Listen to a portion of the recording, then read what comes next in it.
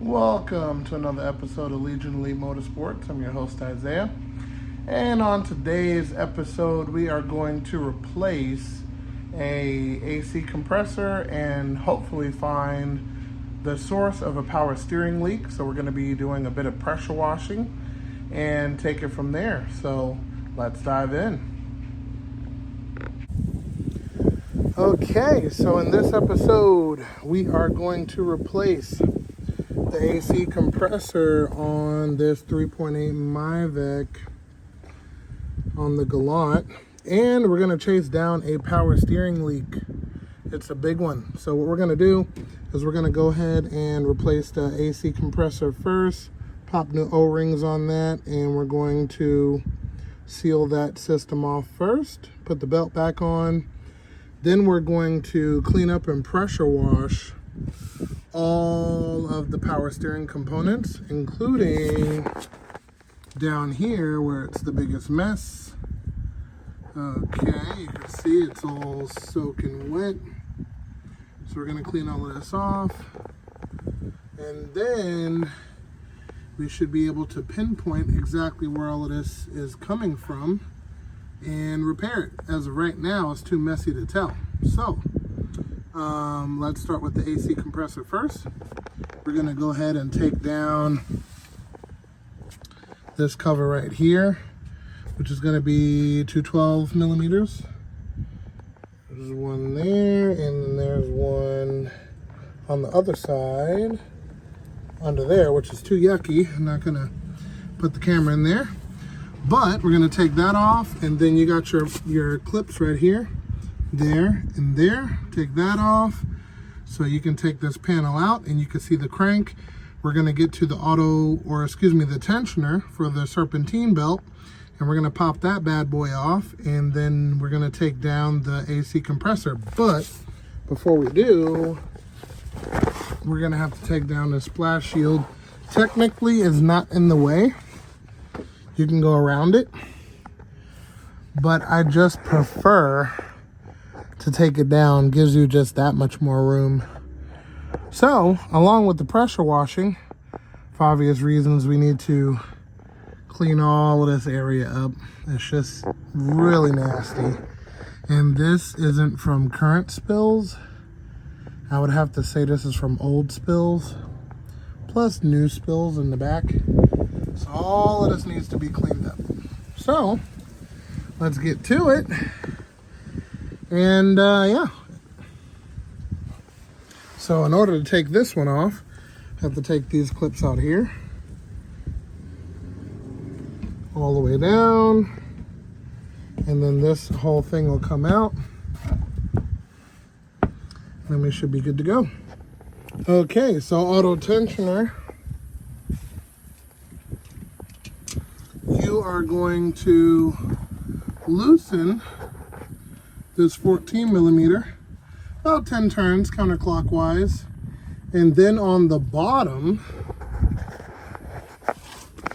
right down here, so this is a tensioner, and on the bottom there's a screw right there, that's a 12 millimeter that you have to loosen to release the tension on the belt. So you're going to need a decent extension to get up in there and loosen that on up. So yep, do that part, and then you should be good to go as far as taking off the serpentine belt. Okay, so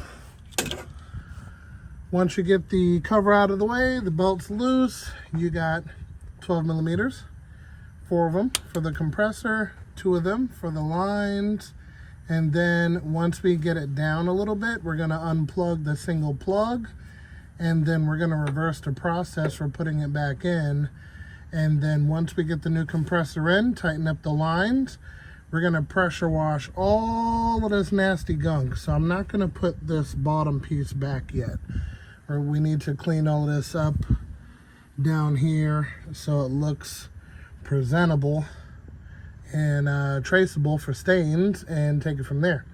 So with that being said, let's continue taking it apart. Okay, so there is a bracket you can take off here. This kind of keeps the wires away from the headers and holds the plug for the AC compressor. So there's a Phillips here you take off, and this whole bracket should pop right off. This piece here holds the AC compressor. That part down here holds the wire, which you have to squeeze together with some needle nose to get that out. So let's see if we can get this off. All right. Okay, so new compressor is in. Okay, I put new O-rings on both of them. Put in the new bolts. I plugged in the plug. I ended up not using the bracket because this new compressor doesn't have the threaded area for the bracket to go in. So no big deal. I routed the wires in such a way where it's nowhere near the exhaust manifold. This one is like this factory, so there's not too much you can do about that. But yep, belt is on and tight. So that bolt down here is on and tight, and we are ready for pressure washing. So I'm not going to put the plastics in yet. That's going to limit the amount of area we can wash, and then we won't get it as clean as I want, and that's no good. So we're going to start pressure washing and see what we find. All right, so after it's all pressure washed and looking brand new, excuse that busted boot. It's been broken for a good amount of time. It is on the to-dos list, but you're gonna air everything out.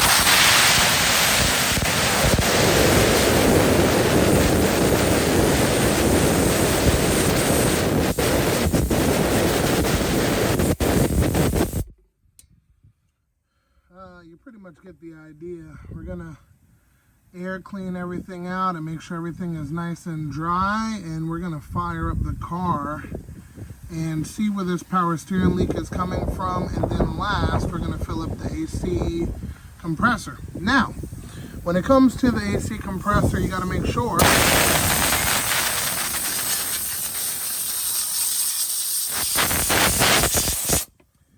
that your PAG oil is in there. So PAG oil is basically lubricant for the compressor. The compressor usually has 4 to 5 pistons that rotate horizontally, more or less. And the PAG oil makes sure that those pistons have oil. Now the PAG oil varies depending on what kind of car you have. This one is PAG 46. And some compressors come with it because they're tired of getting send back saying that the compressor seized and blew up. So they pre-fill it for you. Now, that's all fine and well. A lot of manufacturers use temporary PAG oil, which is no good, and you have to drain and refill anyway. So to avoid that, it's better you just drain it and refill it anyway. So that's what I did with the compressor that I put in here. You can go on Google and search up your vehicle and see how much PAG oil your vehicle takes.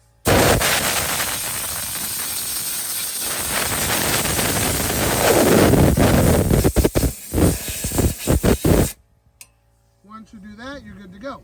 So I'm gonna keep cleaning all of this off. Actually, let me show you guys the front. That was the most horrible looking area. And it looks brand new. So I'm gonna keep blow drying this stuff off, and we'll be back. Okay, so now that everything is put together 100%, we have found 0 leaks for the power steering. So that means that we're gonna have to go to phase 2. Phase 2 is drive the car under its own load, under its own power, normal driving. And now that everything is clean, we're gonna see something start to leak after, I'd say, a good day's use. So we'll come back to that. And as far as the AC is concerned, we filled it up. So she's nice and frosty. Everything is working exactly the way it should. Uses a can and a half of the, I think it's 4 point something ounces. I'm gonna double check that, but yep, she is all done. So that's a success, and we will get back to the power steering leak. So far, it hasn't dripped, not even once. I even checked the back of the lines going to the power steering pump, and not one drip. So we'll come back to that a little bit later. Okay, so it is the following day, and the vehicle's been driven, and it looks like, according to the spillage here, it's coming from the bottle. So I'm gonna remove the bottle right now and check the bottom, see if there's any cracks. I'm gonna also check to see if these lines are put on there properly, which they look like they are, but we're gonna double check and kind of take it from there, because when I added the fluid to it, it was at the minimum line and now it's below it. So that kind of coincides with the liquid I'm seeing now here, now that everything is clean. Well, was clean. So we're gonna get up the bottle. Looks like 12 or 14 millimeters here. Let me double check. Yep, 12 millimeter. And yep, we'll pop these up and check the bottom of the bottle and see what's what. Okay, so the bottom of the bottle seems to be fine, but this hose, this bottom hose here, seems to be a little petrified. I'm gonna push it on a little bit further, readjust this clip, and hopefully we get some better results. But that's what it seems the problem is so far, so let's see. Okay, so I adjusted the clamp, kind of put it at the edge there a little bit. I'm gonna fill the power steering fluid up to the max, so we're gonna go to the store, get some more power steering fluid. And of course, if this doesn't work, we're gonna go ahead and replace this hose and this hose, because they're flexible, but they're a little bit on the solid side, a little bit more solid than I would like. So we'll just replace those, and then it should remedy the whole leaking of the power steering fluid. So that is the cause, and we're gonna find out if it leaks. I cleaned up the mess down there, and we should be good to go. So we're gonna take it for a drive and fill up the fluids and see what we got. Okay, so we took it for that test drive. Everything came out great, but as you can see, there's a lot of fluid loss here.